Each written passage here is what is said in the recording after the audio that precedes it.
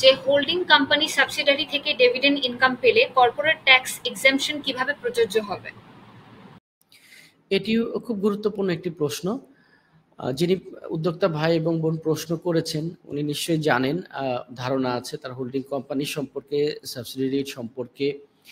এখন এখানে যেটা হয়েছে যে আমাদের নরমাল ধারণা অনুসারে যে কোনো ডিভিডেন্ড আমরা পাবো, সেই ডিভিডেন্ডগুলো হচ্ছে ডিভিডেন্ড, রেন্টাল ইনকাম, কোনো ডিভিডেন্ড, স্যালারি, এগুলো সব হচ্ছে কর্পোরেট ট্যাক্সের আওতামুক্ত। সাধারণত এটাই আমরা জানি ইউই ট্যাক্স ল অনুসারে।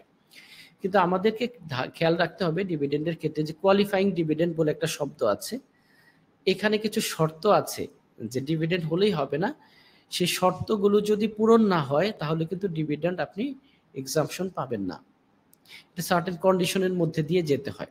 আচ্ছা, এটা কেমন হতে পারে যে শুরুতে যেটা বললাম যে সিটি আইনের আর্টিকেল অন এক্সাম্পশন ইনকাম যেটা, সেটার মধ্যে যে শর্তগুলো আছে সেই শর্তগুলো আমাদেরকে পূরণ করতে হবে। যদি হয় তাহলেই আমরা এই হোল্ডিং সাবসিডিয়ারি বা ইন্টার গ্রুপ যে ডিভিডেন্ডগুলোই হয় যোগ্যতা পূরণ করে শর্তের, তাহলেই এটা সম্ভব হবে। কেমন শর্ত হতে পারে? আমরা সহজভাবে যেটা বলতে পারি যে ডিভিডেন্ড প্রদানকারী সংস্থা ইউই রেসিডেন্ট হতে হবে। এরপর যেটা হচ্ছে যে ইনকাম সোর্স যেটা আছে সেটা ওনারশিপ ইনকাম সোর্স এবং ওনারশিপ স্ট্রাকচার যেটা অডিট ফ্রেন্ডলি হতে হবে।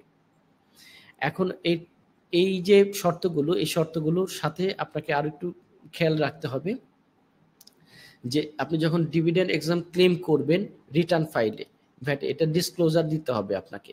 সাপোর্টিং বোর্ড অফ রেজুলেশন থাকতে হবে, শেয়ার হোল্ডার এভিডেন্স থাকতে হবে, অডিট যে ফাইন্যান্সিয়াল আপনি করেছেন সেটা সংযুক্ত থাকতে হবে। তো এই বিষয়গুলো যখন আপনি নিশ্চিত করবেন, প্রথম আমাদের যেটা সেটা হলো শর্ত পূরণ করা।